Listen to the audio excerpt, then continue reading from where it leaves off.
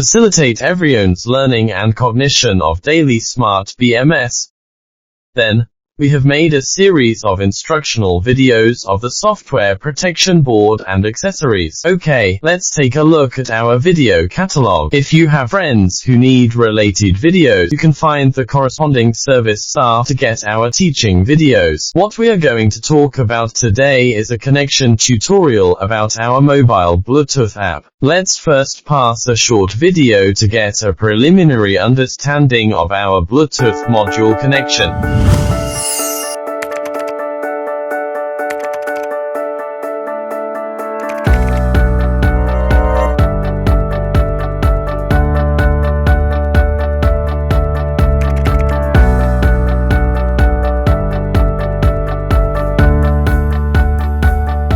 But let's take a look at the downloading methods of our foreign users. There is our official website of Daily, Google Market, and foreign mobile apps. Apple App Store.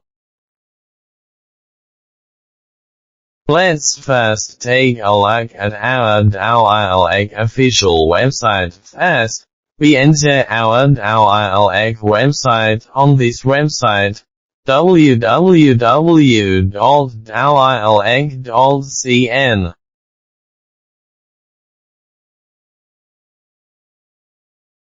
We enter our web page, and we find our information at the back of the web page. Where is the information? We found a tutorial on how to connect our mobile app to BMS. In this tutorial, there's a download link for our download method. Let's look at our Google Market again. We search for the name of our mobile app in Google Market. Smart BMS. SMART BMS. We click search. In the following application, we can see our Smart BMS. You can download and use it. Finally, let's take a look at our overseas Apple App Store. We search for our app's name in the App Store of this Apple mobile phone called Smart BMS. SMART BMS. We click search. We can directly download and use. Hello, everyone. Today, let's explain to you how the mobile app can connect to Daly's Smart Protection Board through the Bluetooth module. First of all, let's take a look first. What are the materials we need to prepare a software protection board that has been connected to the battery pack? One Bluetooth module and one mobile app software of Smart BMS downloaded. 1. In the first step, we can activate the protection board by charging, or an activation button on the battery board.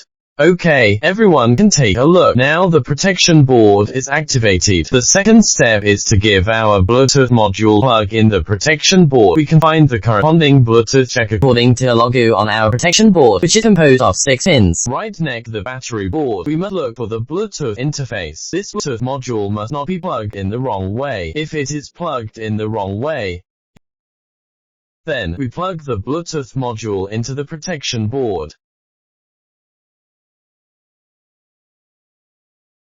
Now, the connection is complete. In the third step, we take the demonstration of the Android system as an example. The same is true for the Apple system. First, we need to turn on our location information and Bluetooth. Open the location information, then we open our mobile app, Smart BMS. Our app can support multiple languages, including Chinese, English, Russian, and German. App will automatically recognize the system language of your phone. Then, we can see our Bluetooth module. We click Connect. Let's take a look. The connection is successful. Now let's take a look at our first main page. The main page is a state of our real-time display. The first one is the SOC of our remaining power. The remaining power is 80%. There are also total voltage and real-time current, as well as our charge and discharge MOS switch, and a switch for whether our balance is turned on. The following are the highest voltage, lowest voltage, and the average voltage of our battery. There is also a pressure difference, including several cycles, and then one of our alarms, and several fault messages. And the next one is the temperature on our side. It is a real-time display of a temperature. Here, how many strings are there in our battery?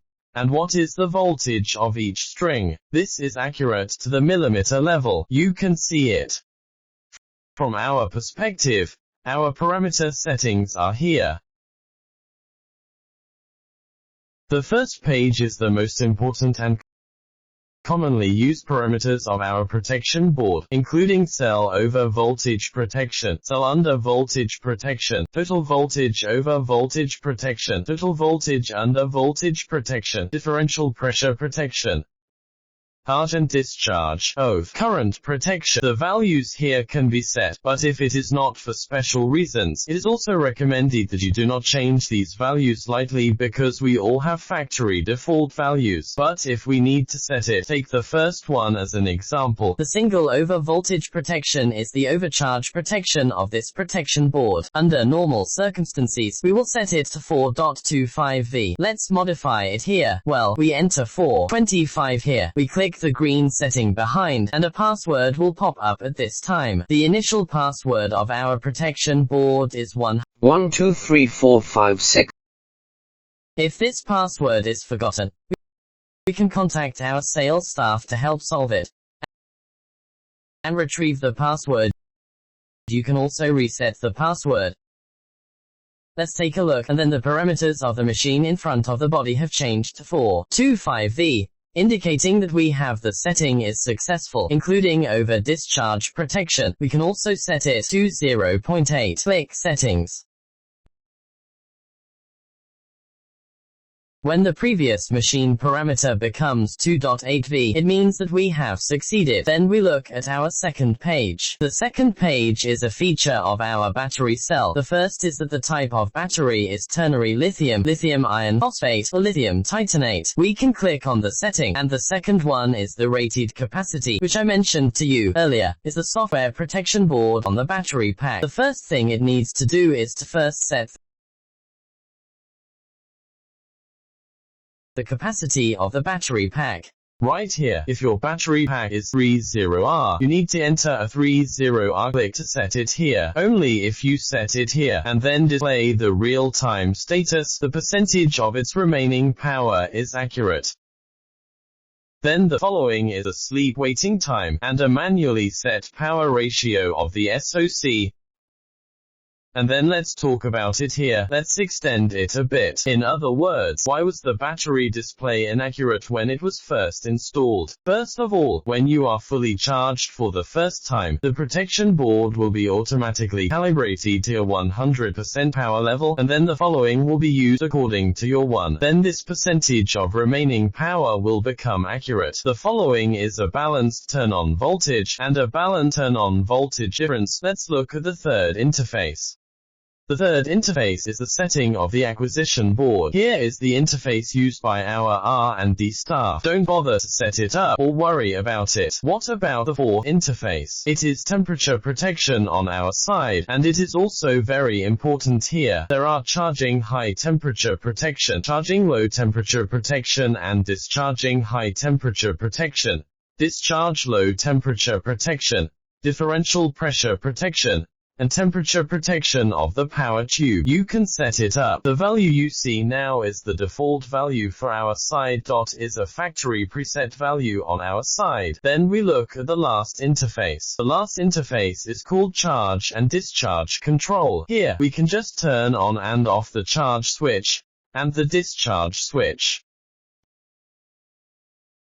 Then, what about restarting the system, resetting the current to 0, and resetting the password? Like these functions, everyone can go see and learn.